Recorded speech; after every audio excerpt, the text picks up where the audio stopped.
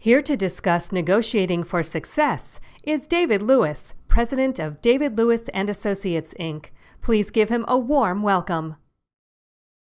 Hello, everybody. My name is David Lewis, and today my topic is titled Negotiating for Success. Now, before I begin, I think it's very important that I tell you a little about myself and my background. You see, I've been in the car business my entire life. I didn't start out as a dealer's son. I actually lived next door to the dealer, and I started stocking parts when I was a young kid, 12, 13 years old, washed cars in the dealership. Eventually became a salesperson, a sales manager, a general manager, and a director of operations. So my expertise is within the industry. It's all I know. About 30 years ago, I started training dealerships and training general managers and dealers and sales managers and salespeople. And I take a different approach to this industry. You see, I don't study us. I already know us. I know what we're good at. I know what we talk about. I know what our thoughts are. What I study is the customer. I want to know what their thoughts are. What are they thinking? What makes them defensive? What makes them fearful and apprehensive when they come into the dealership? Those are my concerns. What makes them say the things they say and do the things they do? You see, we have to understand that in a real life world, people's perceptions equal their reality. Their perceptions of us become their reality. Well, let me give you a great example. I have 3 children, and many years ago, my middle child was in 4th grade, and I got invited to Career Day. And, of course, I had to go after the firemen, so it was a little difficult for me. But I talked to the kids about what I do, being a trainer and a motivational speaker in the auto industry. And I thought I would have some fun with the kids, and I asked them, I said, I want you to give me an image. Paint a picture in your mind of what a car salesman looks like. And I asked them what their thoughts were. And what they said was amazing. They thought the car salesperson was the guy with the flashy sport coat, the big fat tie, the white pants and the white shoes, and the rings and the jewelry. But you see, that's not us anymore. I don't even think that was us 40 years ago, maybe 50 or 60 years ago. But here you got 9 and 10-year-old kids whose perception is their reality. And where did they get that perception? They got it from TV, from movies, and it's the perception they keep. You see, we have to understand that customers just feel that way about us. So I want to ask you a question, and it's a great question. And my question is this. What perceptions do customers have of car salespeople? Well, let's be honest with ourselves. They think we're sleazy, we're scumbags, that will lie and cheat and steal and do whatever it takes to get whatever we want. But the reality is that's not us. That's not who we are. It's not what most of us strive to be, and it's not a good impression. And what that does is it creates apprehension. You see, if you want to sell a car and negotiate from success, you have to remove those thoughts, those perceptions. But you see, the problem gets worse. You see, when I then ask salespeople, what are your perception of the customer? And here's what they say. They say, oh, they're scumbags, liars, cheaters, sleazy. You see, they think the same thing of us that we think of them. So now we've got an environment where we've got the customer who thinks the same thing, we think the same thing, and now we're going to come together and form a relationship and sell a car. Well, unfortunately, that's not the right thing to do.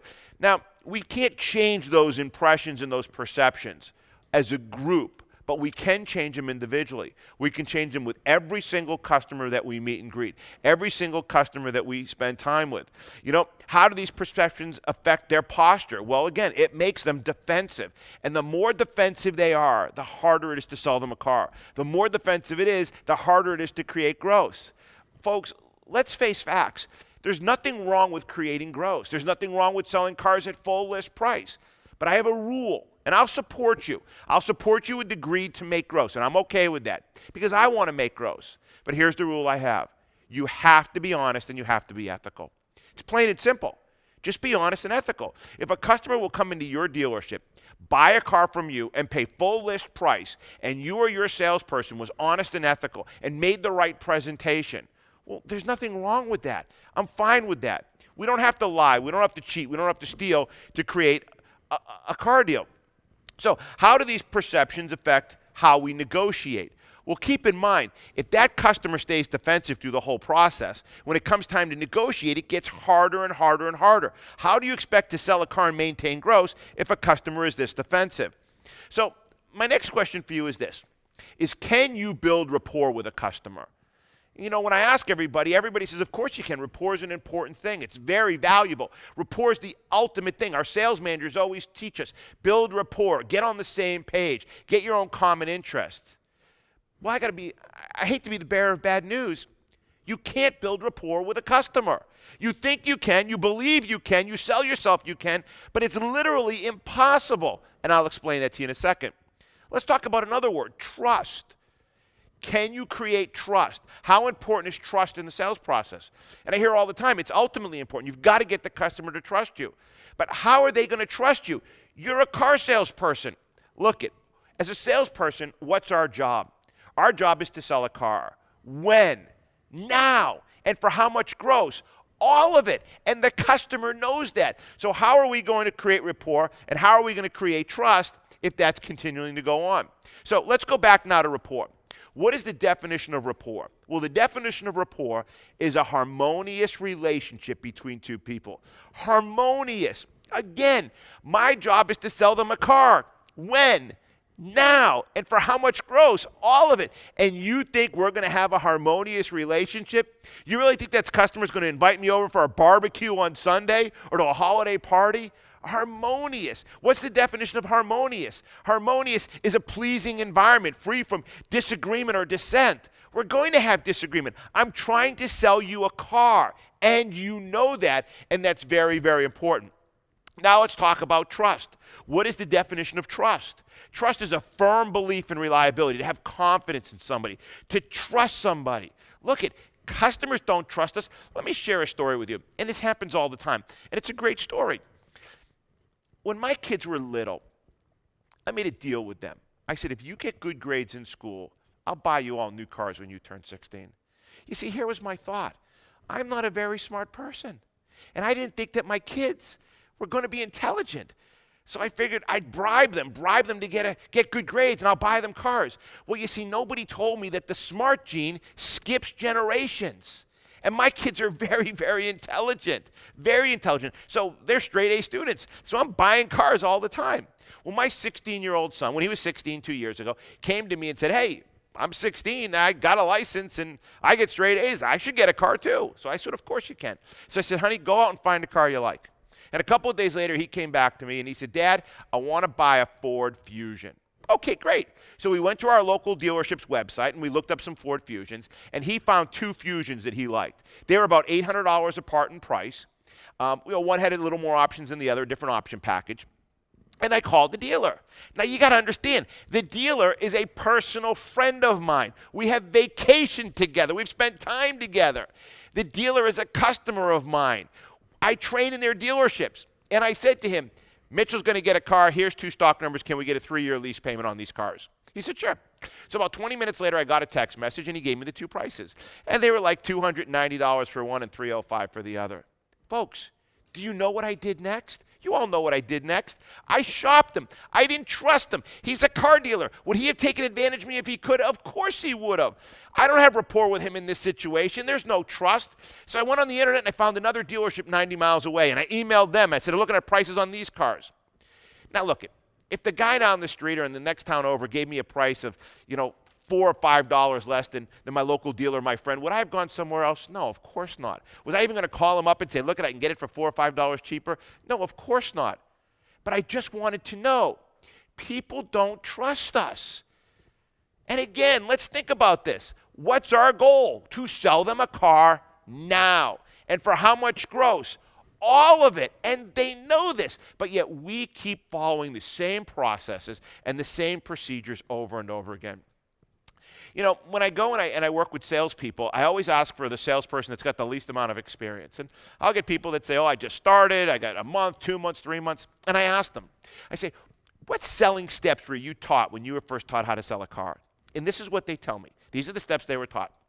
Meet and greet, qualification, inventory selection, demo, walk around, service walk, negotiate, and close. And you all know those steps.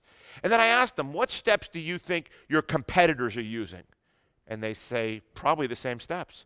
So how does that set you apart from anybody else? How does that create a better environment to negotiate and close the deal? You're doing the same thing that everybody else is doing. Why would you want to do that? You just become average. Who wants to be average? I want to be a superstar. But then it gets better. Then I ask, who in the room has 20 years, 25, 30 years of experience? And a bunch of hands will go up.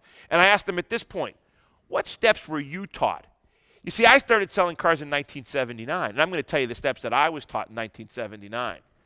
meet and greet, qualify, inventory selection, demo, walk around, service walk, negotiate, and close. The same steps. We're teaching the same things over and over and over again. And you know what we're getting? We're getting the same results, if not worse. We're becoming walking generalities. You know, you hire a new salesperson, you teach them those steps, they're bound to sell 8, 10 cars a month. But who wants an 8 to 10 car a month producer? Not me. I want someone that's going to sell 14, 18, 20, 25 cars a month. But we teach them the same things. Now, the next thing that's very important to understand is that the success of your salespeople is based on the success of your leadership and coaching skills. You know, when I became a sales manager, like most, I was never taught how to be a manager. I was never taught how to lead and to coach, and we still don't do that today. We're a product of past environments. You see, when I was selling cars, and I was a pretty good car salesperson, our manager got fired. So they went to me and said, David, you're a great salesperson. Let's make you the sales manager. Well, guess what kind of manager I was? I was a product of the previous manager. So I just did the same things that he did. So I was no better than he was. And then when I left or got promoted, we took the next person in line, and he was a product of me, and so on and so on and so on. We keep doing the same things over and over and over again, and for the worst reason. And that reason is because that's the way we've always done it. Why do you want to keep doing the same things the way we've always done it? You're not going to get better. You're not going to grow. Listen, I'm going to give you something better than trust and better than rapport, because you can't get that. Now, I know some of you are going to say to yourself, no, David, you're wrong. I get my customers to trust me, and I get rapport. And look, you keep selling yourself on that. But believe me, that is not happening. So I'm going to give you something better than trust, better than rapport that's easier to get. And that is this. You can get people to like you. That's all you have to do, is get somebody to like you. And getting somebody to like you is easy. It doesn't involve trust. It doesn't involve rapport. It's all based on how you do your presentation. So how do you get people to like you? Well, you're kind to them. You're considerate. You're understanding. You don't insult them, and you don't pressure them.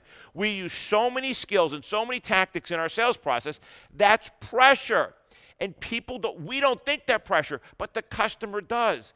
When you say to somebody or ask them, who's the lucky one getting a new car? That's pressure. You don't think it is, but you're assuming I'm buying a car today. And every time you make these innuendos, how does the car drive? How does it feel? What are your thoughts? Who's the first person you're going to show your new car to? That's pressure. And people know that. And what they do is they become more defensive. And it's even worse because it's done at every single dealership. They hear the same comments over and over and over again. And it's just not, it's not valuable. So what is the goal of our presentation and demonstration? Well, number one is to lower the customer's defensive posture. You can't sell a car and you can't make money to somebody that stays defensive. That's a proven fact. How do you make a better presentation and demonstration that lowers their defensive posture? You spend more time with them.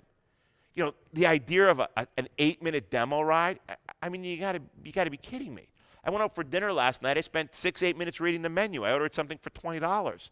I mean, you want me to go on an 8, 10, 12-minute demo ride? And it's all right turns. Well, guess what? My driving patterns aren't all right turns. And that doesn't create mental ownership, because that's the next thing. You got to create a higher level of mental ownership. You got to lower that defensive posture. You've got to create a posture of excitement. The more questions you ask me, the more defensive I get. When you start asking me questions about my budget, my timeline, whether I'm financing or paying cash, who else is involved in the buying process, you're reducing the pressure, because I got to think about how I want to answer these questions. And they hurt the sales process, and they eventually hurt your negotiations. And that doesn't work. But the number one goal of the presentation and demonstration is to set up the negotiations. It's to set it up so that we can actually make a better presentation and create more gross. So, with that being said, what are the reasons for low gross? Well, low gross comes from a poor presentation and demonstration. It's clear as can be. You get somebody on a 30, 40, 50-minute presentation and demonstration, your grosses are not going to be high. Nobody spends that little time and agrees to pay full list or close to full list. Number two we've talked about is the customer's too defensive. If that customer stays defensive, you're not going to create high grosses. The third reason is we fail to ask for the sale. We don't ask people to buy. You think you do. You think that's the way you do it, but you don't. And I'm going to explain it to you in more detail. And number four is we don't know how to overcome objections. It's amazing. I sit down with people all the time, managers alike, and I ask them to come over with a basic, simple objection. You know, the payment's too high. I want to go home and think about it. They don't know how to do it. All they do is drop the price, drop the price, drop the price. And folks, let me tell you something. In the sales process and in the negotiation process, we all talk too much. We talk. And when we're done talking, you know what we do? We talk some more. You got to stop talking. The car sells itself. The process sells itself. The negotiations will sell itself. Stop talking so much. Now, what I want to talk about with you next is something that is very, very controversial. And I know a lot of people disagree with me, but I know a lot of people agree with me.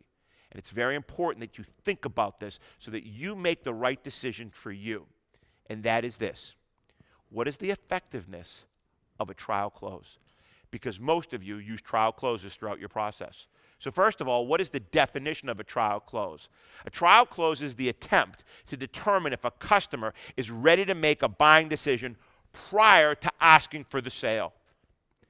Why would you want to know that when you can just ask for the sale? You know, let me give you a great scenario, and I'll put it in a term that most of us can recognize. And I'm not trying to be rude or disrespectful, but I'm single, and I like to date. You know, I don't have time to be in a relationship. I travel during the week. My kids are still at the stage where they enjoy being around dad, so I like to spend time with them. But you know what? I like to go on dates. I like to find a girl that maybe wants to go for a dinner one night or a movie or a sporting event or the theater, and then maybe I'll go out again with you in a month just to date. And I happen to be very lucky because two reasons. Number one, I'm not afraid to ask a girl for a date. And number two is I don't trial close in a date. Think about this. A trial close would be me sitting down with a girl, and before I even strike up a conversation with her, asking her. So let me ask you this. If I invest the next 15 minutes talking to you, what are the odds you'll give me your phone number? And we don't do that. We sit down and we make our presentation to that young lady, and we hope that she likes us enough at the end to give us a phone number and make a date with us. So what are the cons of trial closes? Well, number one, trial closes make people more defensive. I mean, think about this. You're in the car and you turn to someone and you ask them, how does it drive? Well, they know what you're doing. They know you're trying to close them. I mean, that old saying, you got to get 15 yeses. You got to get them nodding their head. Look, they're looking at a new car. They want to be there. They came to you.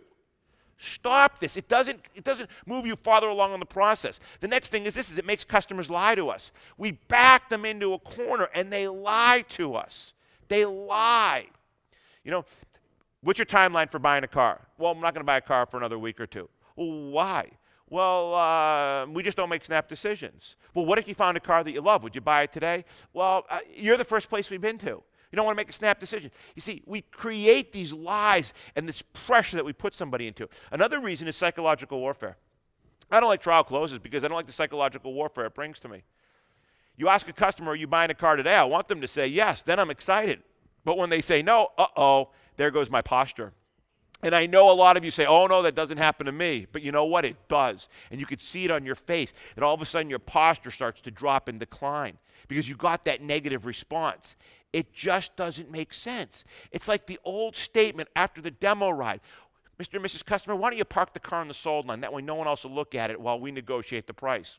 You know what would be great? I'll tell you what would be great. If the customer said to us, oh, you know what? That's a wonderful idea. I'm so glad you're on top of things. But they don't. Just go, okay, and they know what you're doing. They know it's a trial close. It's not beneficial. Also keep this in mind. If you get a positive comment now, you'll get a positive comment later. So why are you taking the risk of getting the negative comment? And why would I want to warn the customer of what to come? Why would I want to let them know I'm going to be closing them soon? Look, they don't want to be closed. They want to be sold. And the more you close during the sales process, the more defensive they get, the harder it is to negotiate the deal. So, with that said, let's talk about the two most common trial closes that we hear. The two most common trial closes that all of us are taught, or most of us are taught. And that first trial close is at the end of the demonstration drive. We've done a great job. We've done our walk around. And we turn to the customer and we ask them, so, if we can come together in terms and numbers, are you ready to buy the car today? That's a trial close. That'd be great if the customer says yes. But how many people actually say, oh, yeah, definitely. Oh, absolutely. Oh, sure. That's why we're here. Yeah, you give us a good price, we're going to buy it and take it home today. But you see, that doesn't happen. And then they say, no, well, not today. And then the salesperson responds with, why? It's like a shock. It's a surprise. And the customer says, well, we're just not ready to buy a car today. Well, did you like the car? And now the customer starts to say things like, well, yeah, it was okay. Because they're scared. They're defensive. You just backed them into a corner. Well, was there something about the car you didn't like? No, we liked it. So what would stop you from doing it today? Well, we're just not ready. We don't make snap decisions. Well, what if the numbers and the price was right? And then the customer says, well, you're the first place we've been to. We still want to go look at this, and this, and we're going to make a decision in the next 3 days. You back the customer into such a corner, they get so defensive. What are the odds now of me closing the deal and creating higher grosses? It's what it's all about. It's about creating grosses. And you know what? If they had said yes now, they would have said yes in 6 minutes when we're sitting at their desk. Here's the second one. I love this one. So, Mr. and Mrs. Customer, on a scale of 1 to 10, with 10 being the highest, how would you rank this car? Now, how many people actually say a 10? I wouldn't say a 10. Give you all that information. Oh, it's a 10. Oh, definitely a 10. No, they don't say 10. They say 7. Most common answer, 7. You know what we say back next? Think about this. We say, so what would it take to make it a 10? Again, you're backing your customer into the corner. What do you want them to say? I don't know. I'll tell you what. Put $10,000 in cash in the trunk, and I think you got yourself a 10. But they don't say that. And again, all you had to do was be patient. Look, where do you want that? Where do you want to negotiate the deal? At the desk or on the lot? And I know you're all going to get that, right? You're going to say desk. Of course we do. Of course we want to negotiate at the desk. But you know what?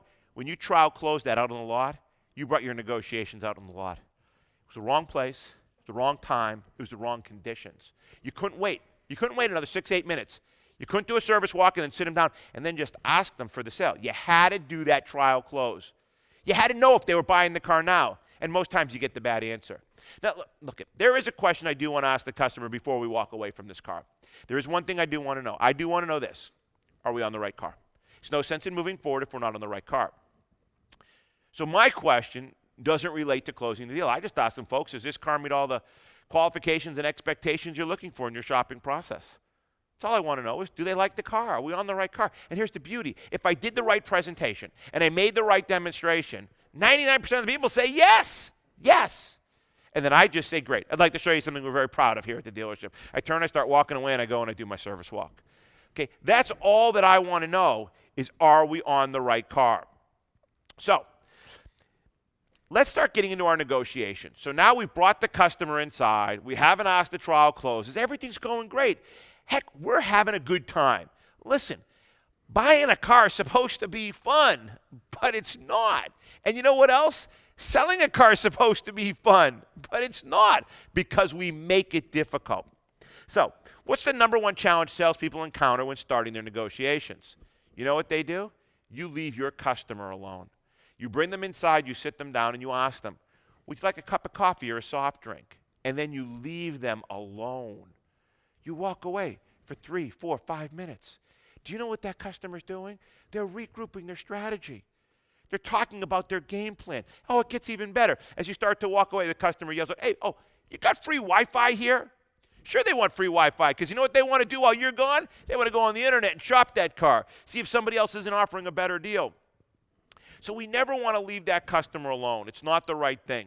And why does a customer usually leave them alone? To get them a drink or during the negotiations. They get up and go to the manager. They go behind that hidden curtain or over to an area where there's 5 guys sitting up on a podium where the salesperson's looking up. The customer isn't uncomfortable. This is not transparency to them. They think that there's some sort of trickery going on right now, and it makes them more defensive.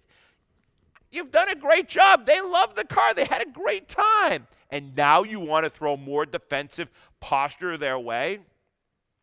Look, the best way to solve this problem is to be transparent. If you can, I would never leave my customers. I'm okay with getting them a cup of coffee and a soft drink. As we're walking from service to my desk, we're going to stop and get coffee and soft drinks. Get a candy bar. Heck, I don't care if you order a pizza. I'm not leaving that customer. I'm staying with them. I'm going to use the phone. I'm picking up the phone. I'm calling my manager. I'm saying, hi, Bob, it's David. Look, I've got Mr. and Mrs. Smith here.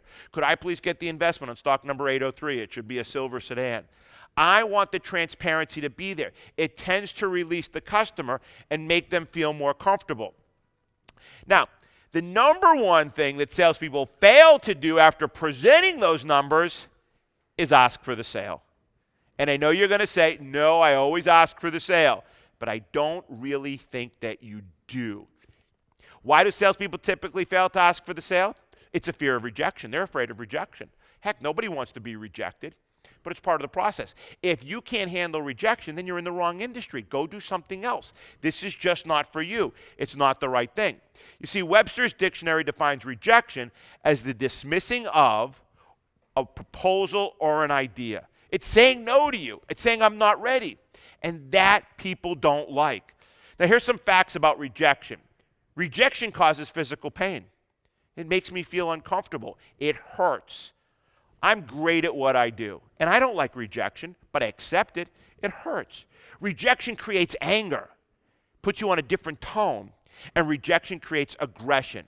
And when those three things come into play, there's no way you're going to make your customer feel good. You're now going to have a combative environment with negotiations. And do you want the environment to be combative? Of course not. You want this to be something that's simple and easy, not combative, because when it gets combative, I'm telling you this, and you know this, you're not going to win. You're not going to win in a combative environment. Now, there are 4 symptoms of rejection you may experience, and you learn to get over these. Number 1 is you might get unable to speak. Number 2, you might feel shaky. You might get an increased heart rate, and you might have an ability or a loss of ability to concentrate. So you have to work on that rejection. But here's what you got to do. You got to minimize the rejection and the way you get the rejection. The way you get the rejection has a big thing to do about that. So let's talk now about asking for the sale, because I said that earlier that most of you do not ask for the sale. So in our negotiations, the worst thing you can ever say to somebody when you're negotiating are these things. Number 1, if I could, would you? If I could, would you? If I could, would you? If I could, would you? Our offer's $400. Not interested. If I could get it for you for $390, would you? $380, would you? $370. And all you do is create an environment where you're dropping the price. And when you finally get to that level where they say yes, you're so far below invoice that it's just not a factor. You see, these are statements of desperation. They create low grosses. It's begging, pleading, and whining, and it's a sign of weakness. The second thing that I find amazing is the statement of up to, not to exceed. $400 a month, would you like to buy the car? Customer says, no, it's too high, I want to be at $300. Salesperson says, up to? And the customer says, I don't know, $305? Not to exceed? $310? See, here's the problem with that. You're the 4th dealership I've been to, and every other dealership said the same thing, up to, not to succeed. By the time I got to you, I got smart. I didn't tell you $300, I told you $275. So my up to, not to exceed, reached $300. Again, it's a statement of desperation. It's begging, pleading, and whining, and the customer will typically state an unrealistic number. Now, the worst thing you can say to a customer, the absolute worst thing you could say, is ask them, what payment did you have in mind? Because that is the killer of gross, and it's the killer of your car deal. Payment's $400 a month. Customer says that payment's too high. Salesperson doesn't know how to overcome that objection, so he or she asks, well, what payment did you have in mind? And the customer states $300. And then you ask, so if I get you the car for $300, would you buy the car today? And the customer says, yes. Now the salesperson's excited. But that ain't going to last long, because now he's going to go to his sales manager. He's going to say, I got an offer. What's the offer? $300. Manager's going to go to his computer, and the manager's going to say out loud to that salesperson, you got to be kidding me. That's the best you've got? Look it, dude, you're on the wrong car. And now you got depression going on. Now you just knocked that salesperson down 3 notches. He or she was excited. And now as their leader, you just told them they were on the wrong car. That's not the way you lead people. It's not the way you coach people. You want to be their support, their cheerleader. The first thing we need to do is stop them from asking, what payment did you have in mind? Because that's never a good situation. But let's just say you sell the car. So you grind them up from the 300. What kind of gross do you normally have then? It's lousy. It's terrible. It's a loser, or it's an invoice, or $100 over invoice. That's not effective. See, there's 2 reasons we give up gross. We fail to ask for gross, and we fail to ask for the sale. So let's talk about that. Because I know a lot of you are saying, no, I ask for the sale. Well, do you really? let's talk about some of the ways we ask for the sale. Mr. and Mrs. Smith, I've got great news for you. With $1,000 down, for 72 months, your monthly payment is $400 a month. So, whose name will the car be registered and titled under? That's not asking for the sale. That's pressure. And it's disrespectful. And now what happens is the customer says, whoa, whoa, whoa, slow down, cowboy. Who said we were buying the car today? Now what happened is the whole tone of your negotiations just changed. The posture just changed. The defensiveness just went up. You're assuming something, and you're offending a lot of people. Here's another option we do. We give them 17,000 different choices. We say, so, Mr. Customer, here are your options. With $1,000 down for 72 months, your monthly payment is $400 a month. With $1,000 down for 60 months, your payment is $380 a month. With $1,000 down for 48 months, it's $360 a month. Now, if you put $1,500 down with $1,500 down for 72 months, you're $350. $1,500 down for 60 months, you're $340. $1,500 down for 48 months, you're $330. Now, you've got some lease options. If you do a 36, 48 with $1,000, with $2,000, and then you say, here, circle the one that best fits your needs. And now you're asking the customer to make two decisions. Number one, am I going to buy it? And number two, which option works best for me? And let me tell you what this creates. This creates an environment where that customer is going to make a statement that's going to take all the air out of that salesperson's sale. You're going to see that salesperson's posture just drop like a rock when that customer states or asks, could I get a photocopy of that and I'll take it home and think it over? And now we get into all the begging. What is it you want to think about? Well, I want to think about if I want to buy the car and which payment I want to go with, and do I want to lease it or put more money down? Why would you create that? Listen, when you ask a customer to buy a car, or when you present your numbers to the customer, what do you want that customer to say? I'll tell you what you want them to say. You want them to say, yes, I'll buy the car. So this is what I don't understand. Why don't we just ask them? Why do we got to play all these games? They know their games. Why not just ask them? Let's go back to that dating scenario. I told you I like to date, and I'm pretty lucky. I get girls to go out on dates with me, and I think part of it is the way that I ask. See, I might meet a girl, maybe in a restaurant, maybe I'm at the supermarket, and I start some dialogue, and we talk for a few minutes, 5 minutes.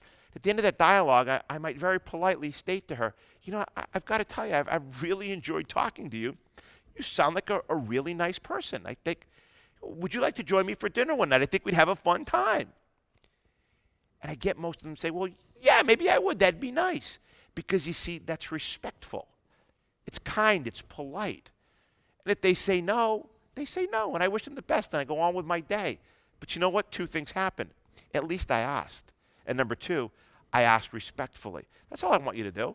I want you to do those two things. I want you to ask for the sale, and I want you to ask respectfully. I call this the 7 most important words to closing a car deal. You use these 7 words, and you're going to sell more cars and create more gross. I guarantee it. Here's how it works. Mr. and Mrs. Customer, I've got great news. With $1,000 down for 72 months, your monthly investment is $400 a month. Mr. and Mrs. Customer, and here are those 7 words. Would you like to buy the car?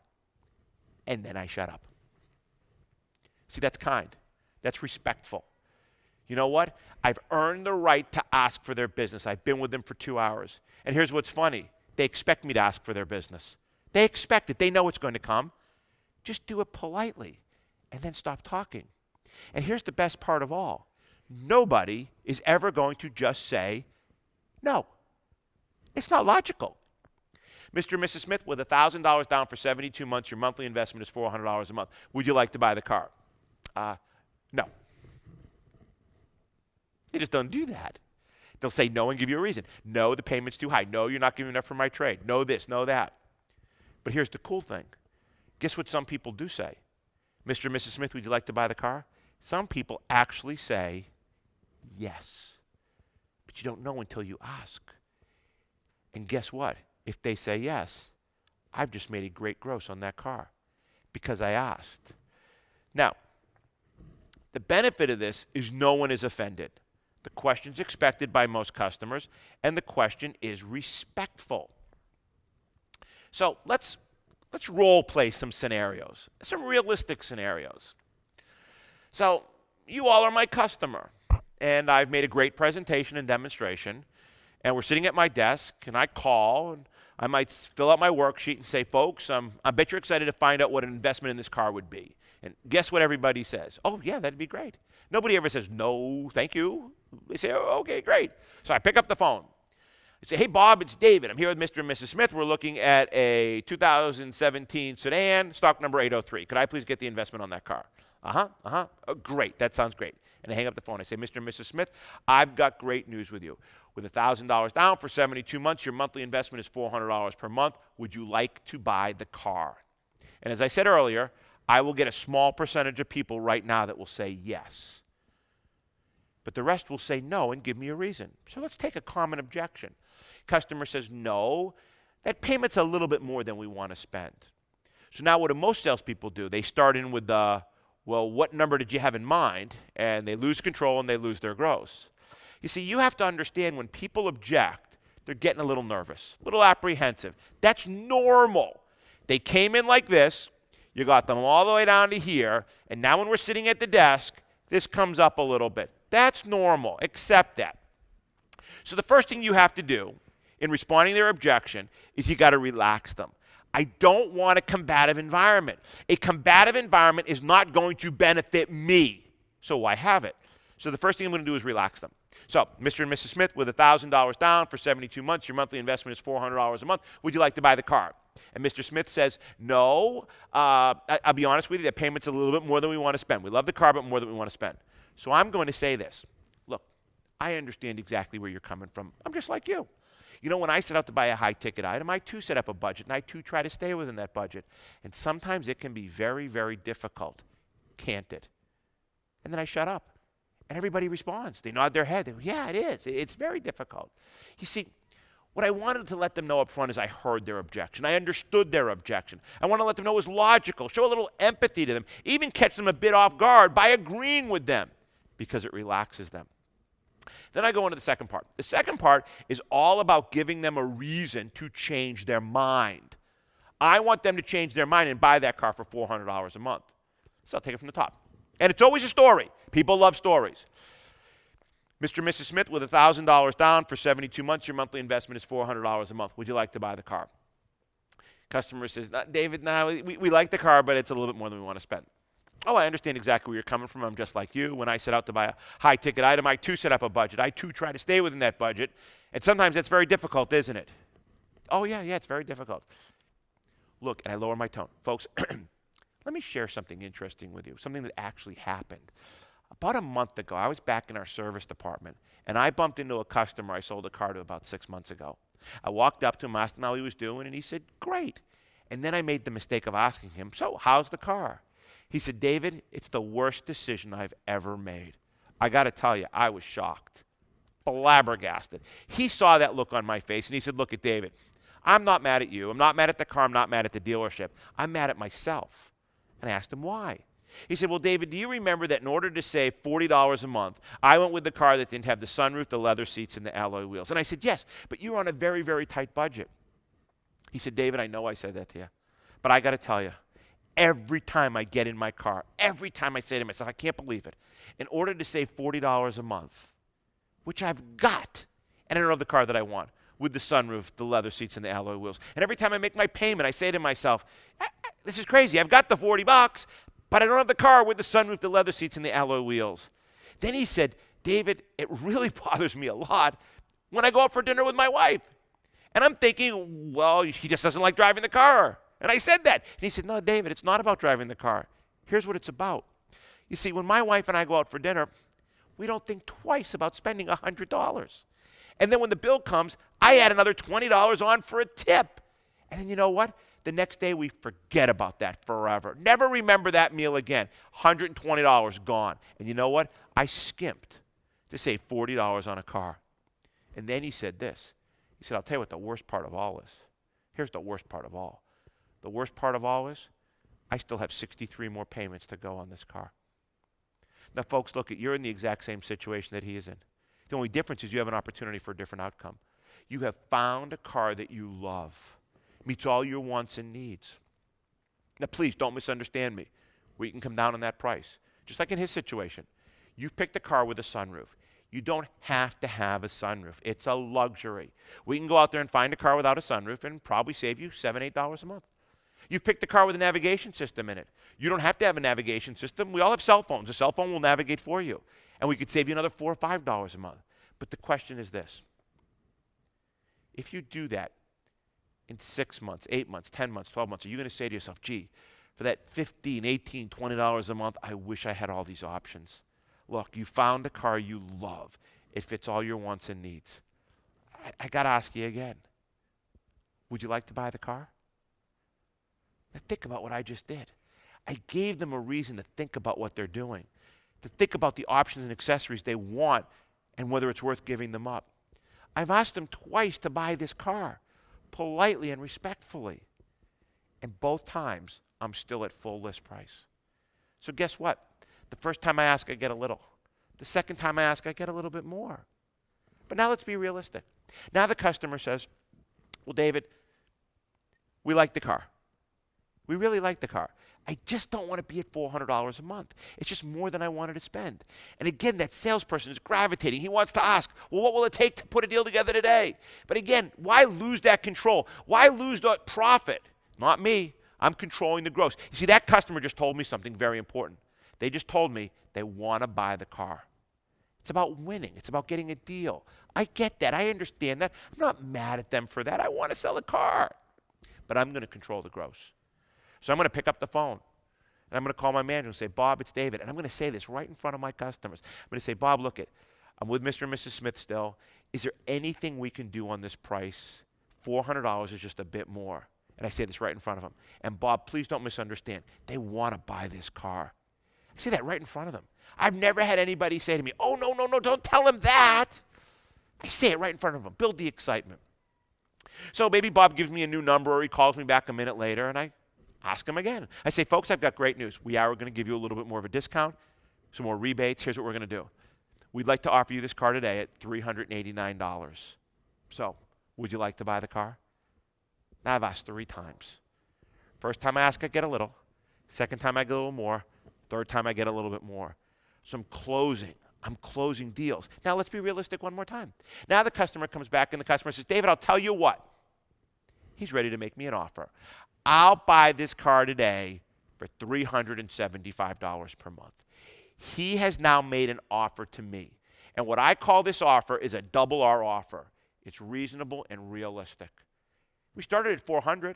I went down to $389. He offered at $375. That's only $14 less. I think that's a very realistic deal. I know we got a deal. Now it's going to be a matter of how much money do I want to make on this deal. Am I going to sell him the car for $375? Heck no. So I'm going to call my manager up. I'm going to say, Bob, look at Mr. and Mrs. Smith have made us an offer. Now, before I call him, I'm going to say this to my customer. Look, I'm going to present your offer. I love this phrase. And I say, I don't know what he's going to say. I just don't want to get your hopes up. Because I told you again, we're not selling it for $375. Bob, it's David. Listen, Mr. and Mrs. Smith have made us an offer. They would like to offer us $375 per month for this car. I get a new offer, and now I do my final close a little differently. I say, folks, they really want to sell you this car today. And they're all in. Bottom number, $383 a month. And then I like to stick my hand out, and I say this, deal? And you know how long I hold my hand out? Now, some of you are going to say, until they shake it. No. I'm going to hold it out until it gets grossly uncomfortable, because at some point it's going to get uncomfortable. I'm not going to stand here for 5 minutes with my hand out. But this is what's very important that you have to know about this technique. The minute that customer makes any movement, looks away, looks at you, moves forward, you got to snap call them and say congratulations. And you know what's going to happen? They're not going to be able to stop their motion, and they might shake your hand, and now you have a deal. You see, it's a philosophy, it's a concept about body movement. Let me share something interesting with you. I'm a golfer. I play golf. So I'm up on the tee box with my driver, And what I do is I go all the way back with my driver. This is now called torque. And what I'm going to do is I'm going to swing through. And I'm going to have club head speed with my arms. And then I'm going to have the movement of my shoulders, my hips, and my legs driving through that ball with all that force. But here's what happens. When I'm up here like this, and you start to come down, you can't stop that motion midstream. It's impossible. You've already started it. That's why when I stick my hand out and I say deal, the minute they do anything, move, flinch, I say congratulations, and most of the time they follow through and shake my hand, and I say, I'm very happy for you, and I sell a car. That's negotiating. Now let's be honest with ourselves.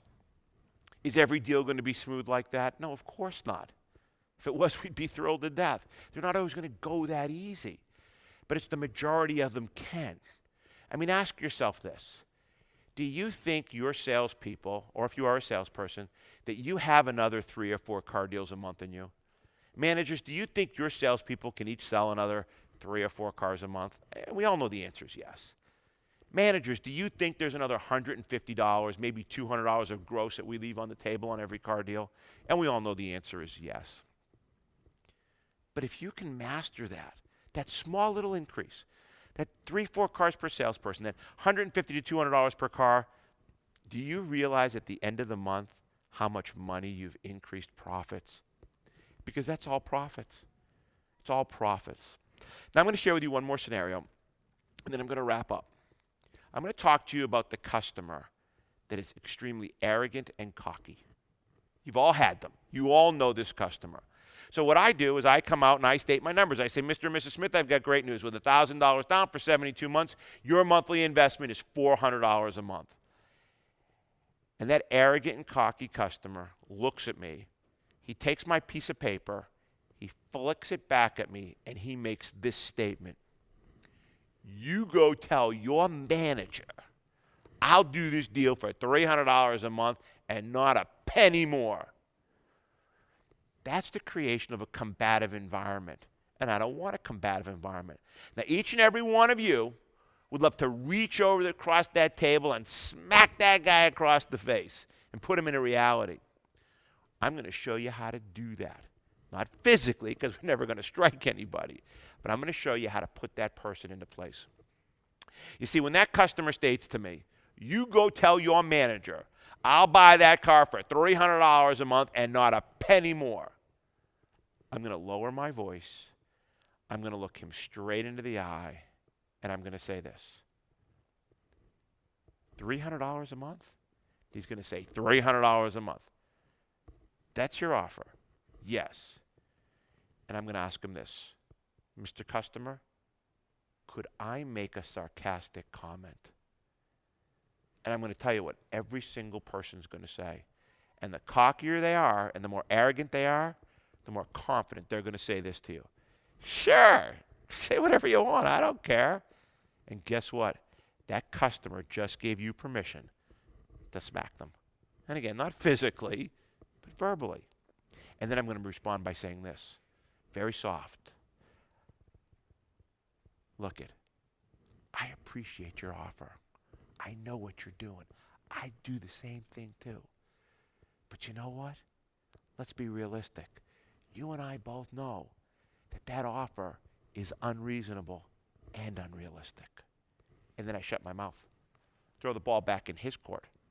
And let me tell you what most people will say. I know what you're thinking. They're going to say, well, then fine, I'll leave. But they don't, because they want the car. They're going to say this. Well, I'll tell you what. I'll tell you. You go tell him $350 and not a penny more. Now you just bumped the guy $50. He bumped himself $50. Or the customer will say this.